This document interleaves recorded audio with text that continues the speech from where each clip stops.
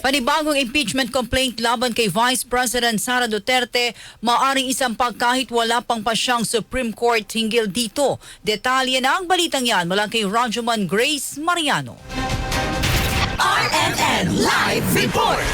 Para kay Bicol Saro, Party List Representative Terry Ridon, malaya ang sino man na maghain ng panibagong impeachment complaint laban kay Vice President Sara Duterte kapag natapos na ang 1-year bar rule sa February 5.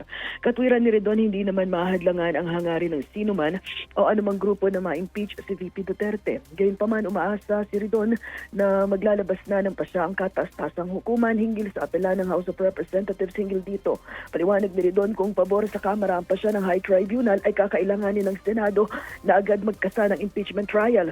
I-adjust naman ng Kamara ang patakaran ukol sa impeachment proceedings sakaling hindi paboran ng Supreme Court ang inihain itong motion for reconsideration.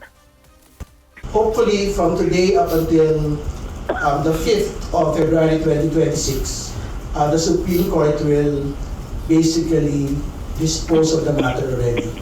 Kasi syempre, pagka it is favorable to the House, it basically would mean that we don't need another impeachment complaint against the Vice President at this point.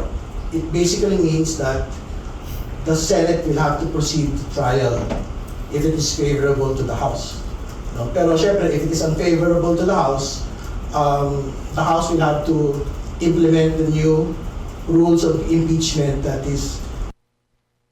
Yan po si Representative Terry Ridon. Kasama mo sa DCXL, RMN Manila, Rajuman Grace Mariano, Tatak, RMN. RMN Network News!